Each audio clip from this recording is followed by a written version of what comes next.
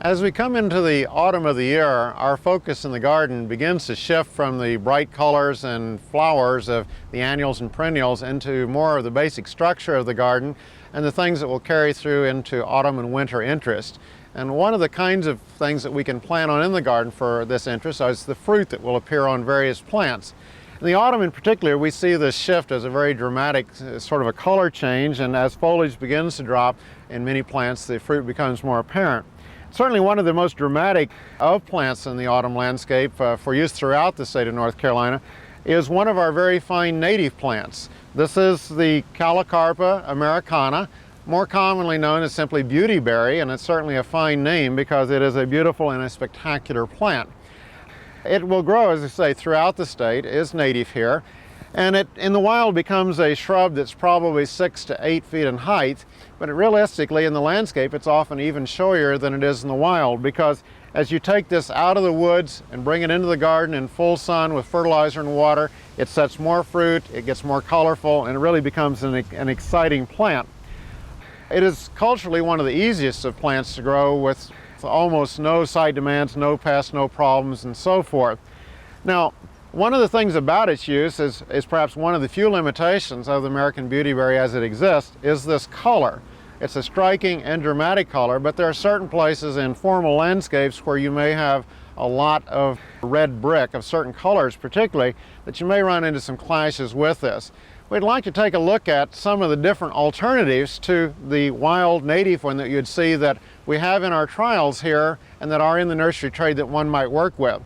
And if we'd kind of come in here and take a look at a few of these in detail, the one I've just been showing you is this purple fruited one. It has very distinct clusters along the stem, and as the foliage drops, then they become sort of little clusters down in this area. But the alternative to this in terms of color is simply a form of the native one. This is again Americana, and it was one that was found in the wild. It has pure white berries. And this one will come true from seed or it can be propagated by cuttings, so nurserymen can offer a dependable white fruited strain of this same plant. Now, as a textural alternative, as in many other plants, we have sort of companion plants in Asia, particularly in Japan and China, that relate to the American plants. They're closely related to them. There are several species in Japan. This is perhaps one of the most common that's seen in the nursery trade. This is Calocarpa dichotoma.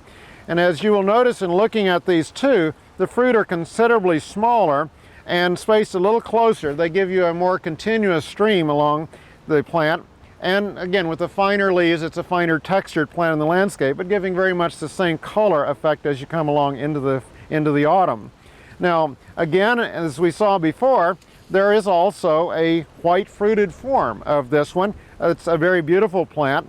Another thing that you might want to consider white for, in addition to, say, avoiding contrast of colors in brick, is something like a night lighted landscape. A lot of times you'll look out through a window.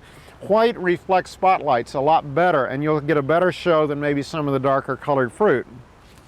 Now, there are many others. We won't really go into all of them, but just to show a couple of it as examples, this is another Japanese species. This is Calocarpa japonica, which is about halfway in between our American and the other Japanese in terms of fruit size. And you'll see this is also a little later in coloring up. The foliage is still on it. It still hasn't developed the right purple, but it will come later and it will be quite spectacular. Among the several, probably a dozen of other species, horticulturists have made selections and done hybridizing and looking for better fruited, better colored forms. And these often go out under named cultivars in the trade. This is one called Profusion, and certainly very well named in the fact that it has a profusion of brilliant purple fruit on it. This is a plant also with a little more vigor. I've seen this up to probably 8 to 10 feet in height, and so it can be quite spectacular in that regard.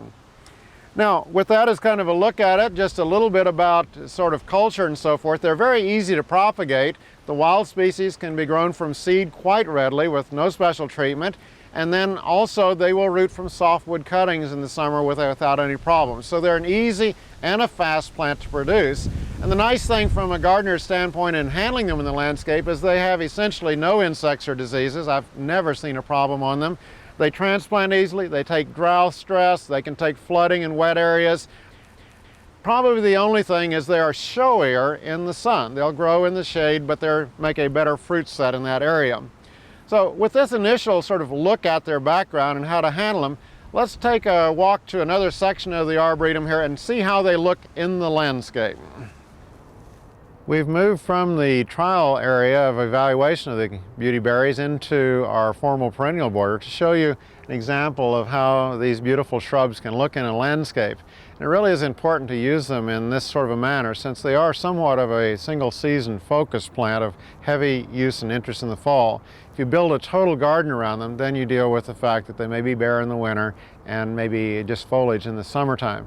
So use them where they can be backed with other plants to give you year-long interest, or perhaps use them as a container plant that they could, say, move onto the patio at the time they're at peak fruit in the autumn. But they are spectacular, really wonderful. They come in different sizes, different heights, and different colors, and they certainly are tough, adaptable, and beautiful plants for the landscape all across North Carolina.